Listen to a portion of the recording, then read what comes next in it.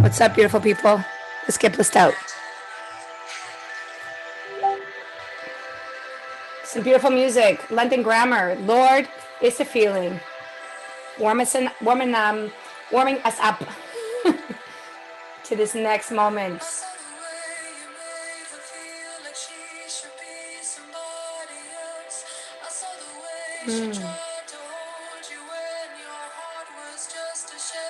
So that is London Grammar. Lord, it's a feeling. It's music that I'm studying this week with our 3 pillars of creativity, music, and wellness.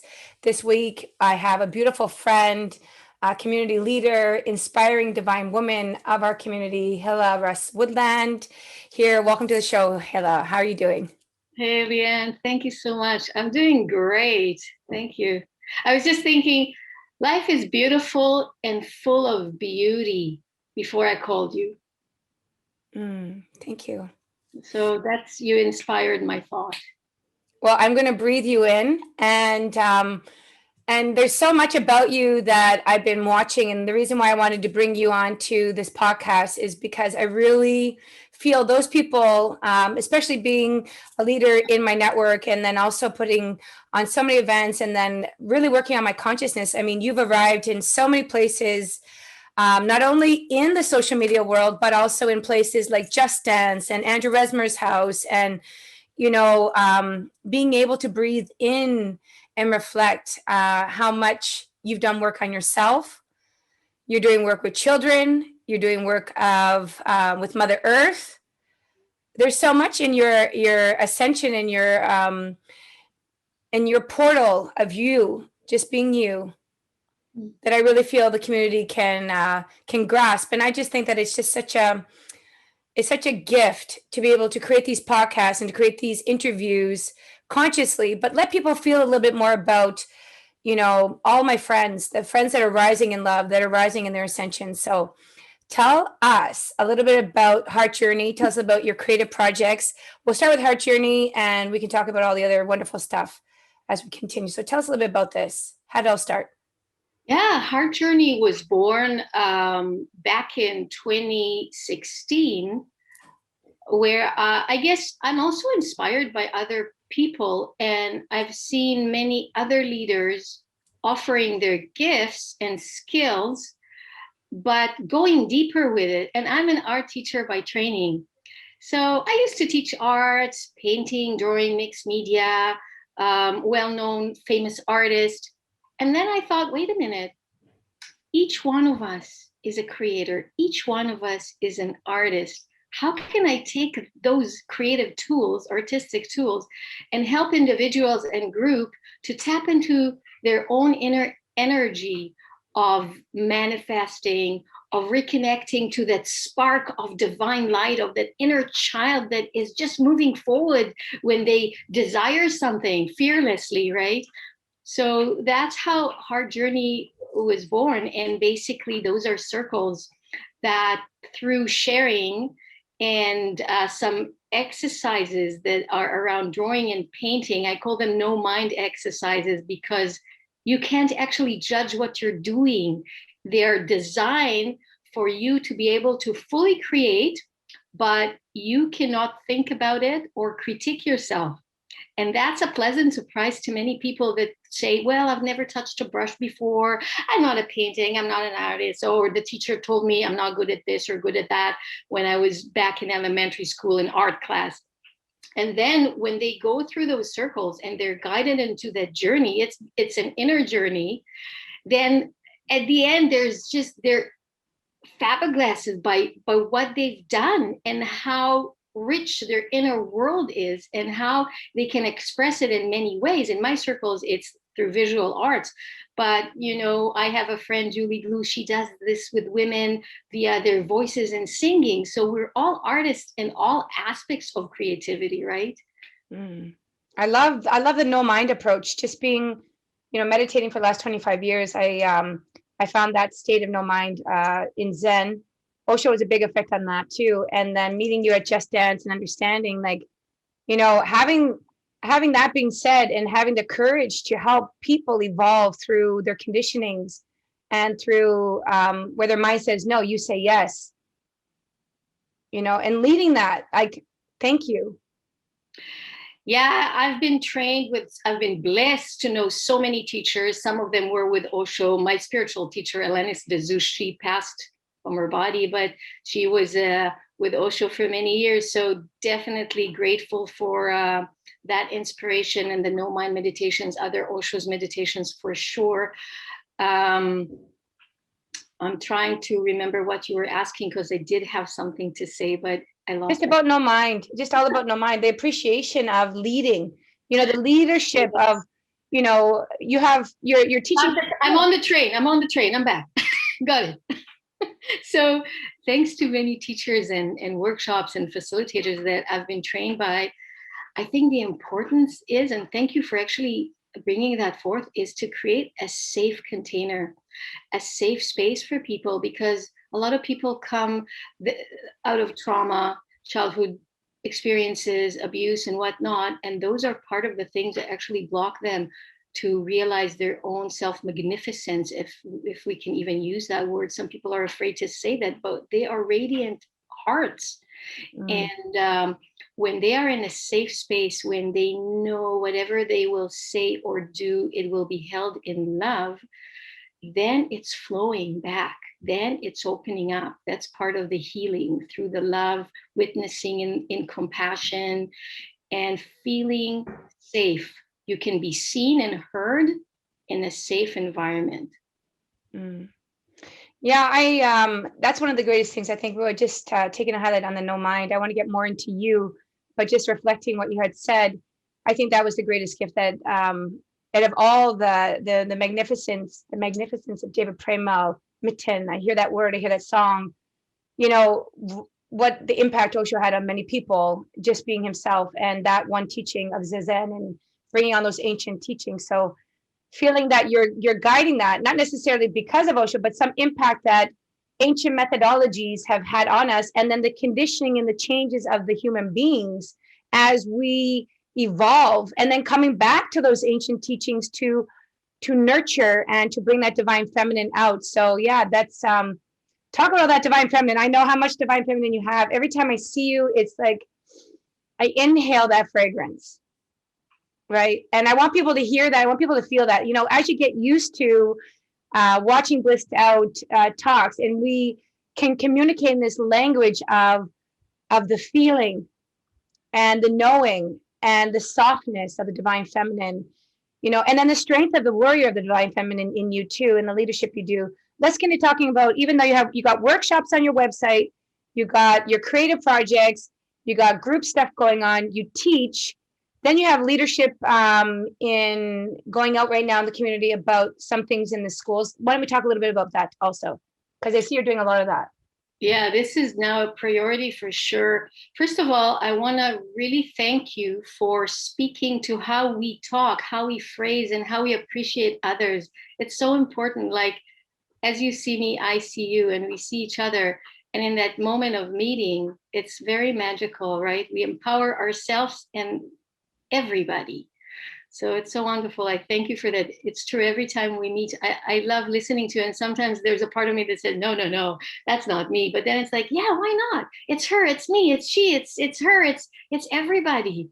Oh, you're gorgeous. Bring it on. I want more of it.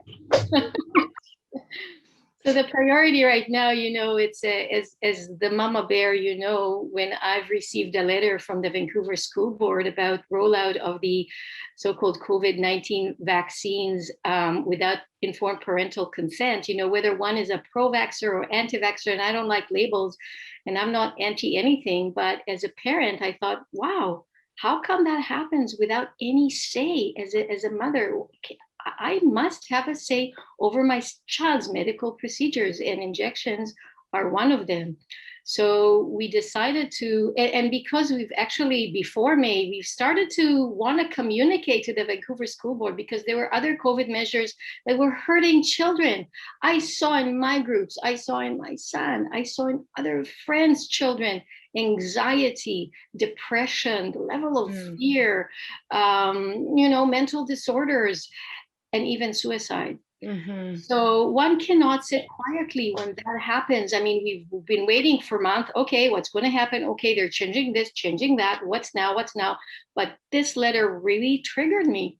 And I felt so angered. I felt the anger in my body and I let it rise, rise, rise. And then a thought came like, Hila, use this energy, transform it into action, into a secret action to protect all children. And that's where the name came. It's not just about my child. Actually, my child has graduated this week. So he's out of the system, thank goddess. And I feel relieved about that. But then I'm thinking, all my friends, all other mothers and fathers, all families, grandparents that are not in alignment with non-parental consent, we have to empower them still. And so through Chris Sky, which was kind enough to put me on the stage in Vancouver, and I had a call for action to parents right there. We set up a date and a time right there, Wednesday, May 26, 11/11, and people showed up the next week, and we were in front of the Vancouver School Board. So flash backwards, 6 months prior to that, a group of parents, we called the school board. I mean, the principals referred us to the school board, say, no, we can do anything. It's up to our superiors, right? So we called, we emailed, no responses whatsoever for 6 months. So I guess, some anger was pent up right there. And after Chris Sky's event, when I had this call for action, we were meeting in front of the Vancouver School Board, and it was a gathering and a protest. And we had some amazing speakers. And Leanne, it was all magical because it was all self-organized spontaneously. Talk about feminine energy. Structure is always good. Goals are always good. I'm not against. I love that. But this one was just organically happening. I didn't know who's going to speak. I didn't know what's going to happen. I just showed up there. My friend Camille came with a speaker and a mic. Other friends came with some relevant, amazing information. And we created an evening of speaking to what happened to some children that reported previous abuse through vaccination, to other parents and grandparents.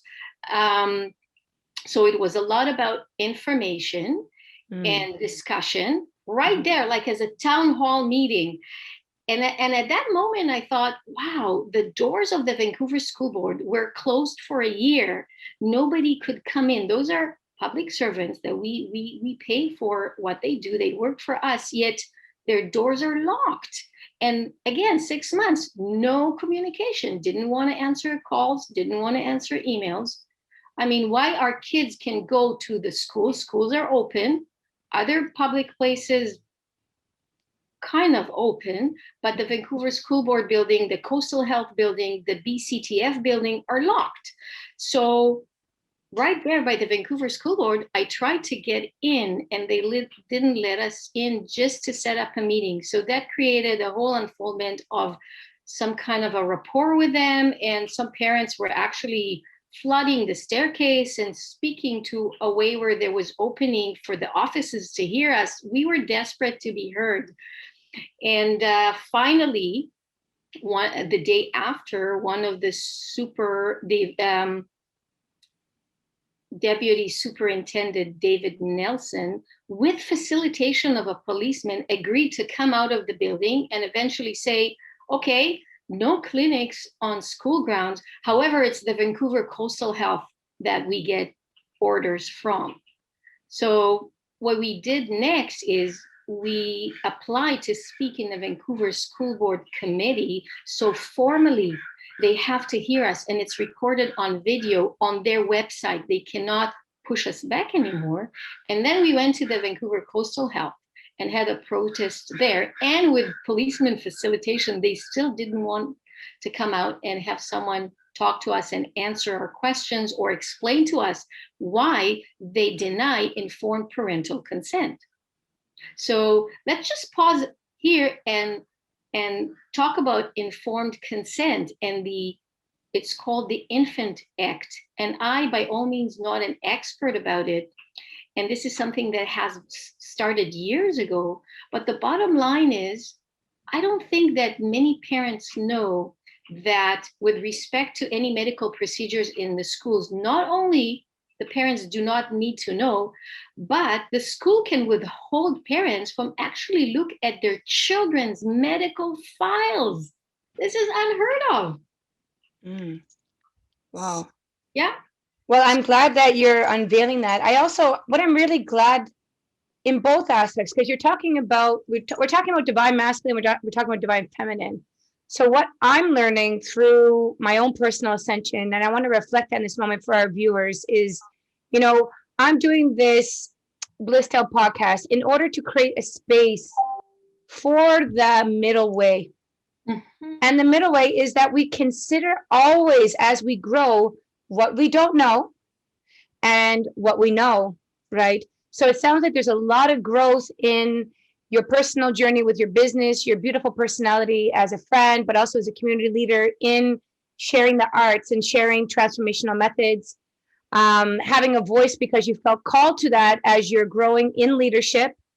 And, we're constantly ascending. The more important thing I want to highlight to viewers is growth mindset, and the non-judgment, because as a meditator, as a reflective meditator, as a divine feminine, everything has to be considered. Everybody has to be considered, right? And this way we actually can evolve without judgment, and we can be careful not to point fingers. Absolutely, Leanne. Yes. This is such a good point, because I see other people that are passionate about helping and are leaders. And for me, I made a point to really be conscious. I'm not perfect. Sometimes I may slip, right? But not to use the shame, blame, and guilt language, because this is what's compassionate about. I know that there are good people in the Vancouver School Board and the Vancouver Coastal Health, in the BCTF, everywhere. Yes. And also, I don't know other people's personal journey to brought them where they're at with some kind of decisions that I feel are harming our children. So I keep that in mind. And this is why when we speak from the heart. I said, even in my presentation at the Vancouver School Board Committee, this is not a slideshow. This is not a PowerPoint. This is not a corporate style. This is from my heart to yours. And as a mother, as a teacher, and I'm representing thousands and thousands of parents. So it's really about listening to them, where they're coming from, and then, with all due respect, saying, this is where I need to have a healthy boundary and draw the line as a parent. And I do it lovingly but fiercely, because we know, as the data and facts are showing, that children are being injured and children are being harmed. And this is a red line. This is where we have to stay active. So yeah, I love it. Yeah, I love it. Let's lead that in more into the heart journey, because I really feel the emphasis on being who you are and being present here is about you and the leadership that you have done. I like that we've been able to talk about you as an individual. Even maybe you could talk a little bit more about, what led you to a heart journey. Let's talk a little bit about how this all came to you going in and diving deeply, because it's about you right now. Let's enjoy you. Please tell me more about that. Well, that always comes with a story about a dark night of the soul, right? Because, as they say, the deepest your addiction, or the deepest, you go into the dark, then the brighter the light is, and then the greater the transformation. So what happened to me is, I don't know if I want to tell the whole story into details, but I was quite successful with my In Wonderland business. I owned my townhouse. I rented a church space kitty corner from where I lived, and had about 25 families and 2 teachers working for me. Everything looked really beautiful and lovely, and just like I planned. But, we plan, and Goddess laugh. And on that year, all of a sudden, the church space became not available at the end of that school year. I had a special assessment on my townhouse that I couldn't afford, partnership breakup. All those 3 things put me into the, what's now, universe? What's going on? What am I doing wrong? Although we know, you can always, you never go wrong. But at that time of feeling like a deer caught in the headlights, I felt like every door is closing. Everything that I thought is about security and safety, having a house, having a small business thriving. Really, I was passionate about my business and having a space to operate, having a partner in my life, and then boom, the carpet is being pushed away, and I'm left like, woo, what's now? Mm.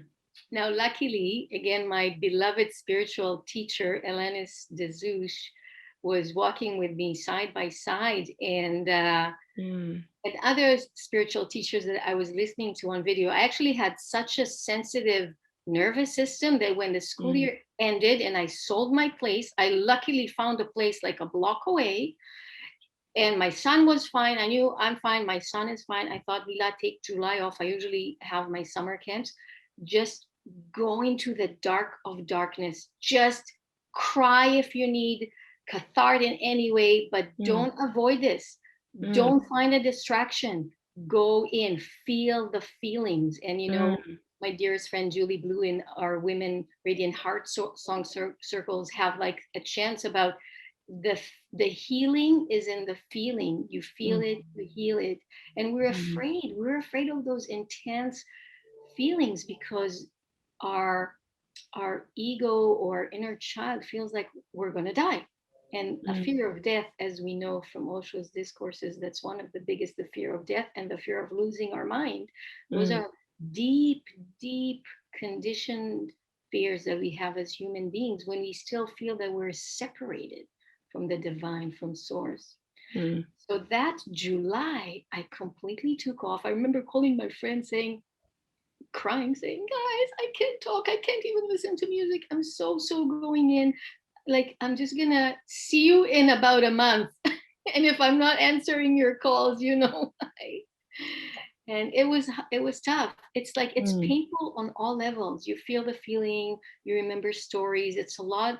It's to get into the self-forgiveness in those grieving times. Really challenging, because when you go through the grieving, those are the phases of the overwhelm, the anger, negotiating, the deep sadness, and acceptance, and then forgiveness. And those take time. And as one of my teachers used to say, each one is on their own time. Hila, he said, you're on Hila's time. So you started, and sometimes you're afraid, like, how long can this take? It can take a week, maybe a month, maybe 3 months. And the planning mind wants it to be done already, but then you realize, no, you have to surrender. You have to surrender to this process and trust. Trust is a big one for us, again, when we are still living as feeling separated. So that month was like going on trust. I didn't know where income is going to come from. I didn't know how long this process will take. I wasn't even sure I can take care of my son. We're like feeling so exhausted physically and emotionally, to those feelings. And again, with my beloved teacher and friend, and a lot of the healing happened in nature. Going to the forest, touching trees, hugging trees, like reconnecting with what is organic and natural. And feeling that energy of Mother Earth, Father Sky, the animal kingdom, the plant kingdom. It's like a spontaneous way of being supported on a deeper level, that then you slowly feel it on your personal little story of, oh, I lost this, I lost that. All of a sudden you feel like nothing is lost. Everything is here now. Everything is alive. You have everything, but you had to go through the shift to see that again, I guess. What year was that? That was 2015. Okay. That was July 2015. And, it took me about a month and a half of just feeling, being, crying, listening. A lot of spiritual teacher I learned about, Met Khan, then the reconnection with Dr. Eric Pearl was revealed to me then.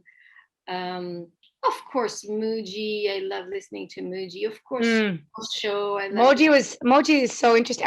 I think all of them. the beautiful thing is when I'm looking at you, and I've known you now probably over a decade from Just Dance, and then having opportunities to grow and having aha moments when I saw you at Andrew Resmer's house too. And the things I couldn't see at Just Dance just because we're in this no mind state, right? And we're just flowing and we're artists, right? But then your presentation, your poise, your strength, and watching you over the years, I feel you're your own, you're here and you're flowered. You're blossom. You're like a peony, like just like the mystic rose is there, but I see a peony, I see the flowering. I smell it and I'm like, leadership, goddess, arrival, integration. And I know we're always constantly integrating, but I know it's here for you. The here and now, I know where I am, and I know what I've grown to see and understand. And I was listening to somebody the other day who I really adore. One of the beautiful speakers coming in our network soon is Francisco. Healing does have an ending. It has an ending. And I really feel you've healed, but then you have become the healer and the transformational teacher. And I want to talk about farming because I know we only have about 10 minutes. I want to talk about the farming because I watched this leadership in you and the multi-dimensions of you, and that, you know, the goddess with so many arms, and she's got a fork for that place, and she's got the paintbrush over here, and all the archetypes are showing up. And I really want to adore that. I want to adore it. I really feel my contribution in the state of bliss and to my meditation daily and leadership and putting on community festivals is how we admire each other, how we reflect each other, how we really let people enjoy each other. Let's enjoy each other. You know, and you've arrived so much. And I know there's only so much I know about you, but I know. And I'm proud of you. Thank you. Beautiful words. I'll take it in. I know sometimes it's hard to receive, but I'm taking it. Thank you. Yeah. So tell us about the farming too. I want to know all of it. These farming projects. I see you got these groups. You're leading those. I have a lot going on myself that I'm doing and I'm creating. And when I watch it, it's like you remind me, okay, my sustainability projects, this. And I know we got many facets, but that's what we're here for. Powerful women are supposed to do this. And Goddess Gaia, Mother Gaia needs us to do this. That's right. And you know, we are the ones we've been waiting for. Like, we love our teachers and gurus, but at the same time, like you're saying, the journey always continues. We always learn and evolve. I used to remember asking my spiritual teacher, so, okay, you're enlightened. What now? Like, do you still feel the feelings? Do you still go to stuff? And she said, Hila, as long as we're in the body, we will still go through human experiences, but it's how we will be with them and how we will respond other than react that makes the difference. So it's true. There is end to the pain and suffering of the process of the healing. I love what you're saying, and people need to hear that. And farming is definitely a healing experience because it's like hands-on on Mother Earth. What happened with COVID last year is because we're a group that has formed prior to COVID, Creative Conscious Community, and we wanted to live on land together, have separate housing, but basically grow our own food and set up an example to other people. Some people are already doing that, so learn from other people, and also have like a multi-generational, some kind of a learning center for children and seniors to work together. And this is part of our vision that is still alive. So there was a point where COVID started, we felt like, can we even meet? And a friend came and said, I have a friend who has a 5-acre farm in Port Coquitlam, and he wants to open it up to people and come and work and see what happens. Work the land. He provided the seeds and a lot of other tools and help with how to do it. So it started in May. So from May to September, we gathered, people could come every day, but we did intentional gathering every 2 weeks where we came throughout the morning to work, to whatever needed to be done, to put seeds in the ground, to weed, to water, whatever. And I'm not a farmer. I'm still learning. I'm not a grower. I'm not even a gardener yet. So I'm learning as fast as I can. So people did that. And then we had potlucks at 5, and we had gatherings, sharing circles, ceremonies, performances. every 2 weeks. And that was an amazing experience of creating community, bond, trust with ourselves, with the land. And unfortunately, when it got intensified and with the weather, we stopped doing that on the farm and we moved to Telegram. So we have a virtual group on Telegram now with over 200 people, the Creative Conscious Community, and we have other subgroups that focus on health and well-being, on legal information, on children and families. I forgot, we have a few more announcements, marketplace, carpool sharing. So right now we're mainly on Telegram, and from those people we're breaking into small groups, and people are looking for actual land or other groups to join to and exchange information. It's like the freedom cells concept that Derek Bros from I forgot the name of his movement is talking about. The freedom cells. So we don't have to grow into the systems, that the old systems, the way they used to operate. We want to keep it local, and we want to keep it intimate as smaller communities, but we're still in touch. There's like cross-pollination of knowledge, open source mentality of sharing information. So some people are looking into the interior close to Nelson. Myself, I'm looking into moving to the Vancouver Island. Some people are on the Sunshine Coast. Some people stay on the mainland. It's like we're transforming with what we have, and each one can follow their individuation, right? You don't have to do as other people do, but you do what's working for you, and you'll find your soul family, the close tribe that you will keep maybe proximity, living with, and growing your own food, creating your own schools. And your other friends will form their own communities, and we're staying in touch. We're staying in communication. Yes. Yeah, that's I think for me, now that it's happening for me, those seeds were planted in the soul for me. And there's a lot of redefining, because I've been doing a lot of leadership in helping events, now creating bigger events. And I mean, I served all the communities in the last 15 years. And the experiment, like Osho taught me about this word experiment, as I continued to do these experiments, the intentional awareness of knowing desire and knowing what we want to weave and how we want to paint, it's finding those like-minded. But then the downloads, so I was talking, about having that 3D version of what you can offer as a business is always relative to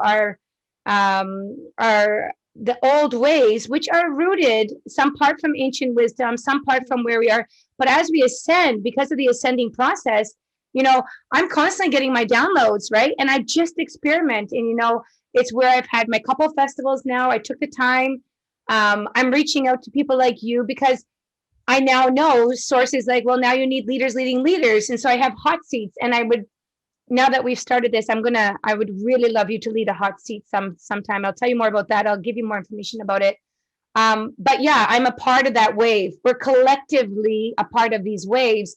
The more that we become the no mind, the more that we become aware of our ascension and at what level of ascension we're at. We have to understand that. We have to really understand, where is our leadership role? Where can we hold space the strongest and really redefine it? Not artificially, but there is an aspect of jumping and then harnessing, the discipline and the indulgence. I find, my yoga and my tantra, we have our earth and then we have our sky. And that very important part of our daily aspect as ascending goddess energy is to unite. And, that's why I find this information goes out to Conscious Living Radio. Andrew Resmer is my brother company. Unite, there, also brother company. You, all of us holding hands. More importantly, that when we reach that inner zero, that we're flying together. We're not comparing together. We're supporting each other and having all these joint venture agreements available, having that mindset that gives that, soft place to land with business, because it's still relevant in our 3D version.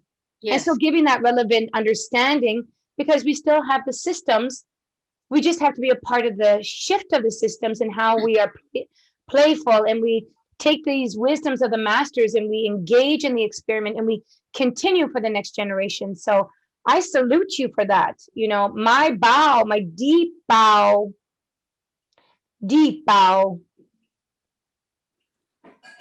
Thank you. Thank you, and thank you for mentioning the practice, because it is important. Our practice for me and you is yoga. Other people have other practices, it's fine. And keeping the balance. So you don't want to burn out yourself. So you have to have that spiritual muscle, the physical muscle. Self-care is extremely important. Know the balance in your own personal life, where you need to retreat and recharge, and when you can go out and take charge, right? And take action. So with that being said, I know we're wrapping up, and I don't know how much time people are going to be able to hear all this end. I want to thank you from the bottom of my heart. There's so much more to come. BlisstOut community, stay in tune with Hila. Add her on Instagram, Facebook. Check out all the groups on Telegram. Inbox her underneath this. I love you. I send you blessings, and I can't wait to share more. Thank you for showing up today. Thank you, Leanne.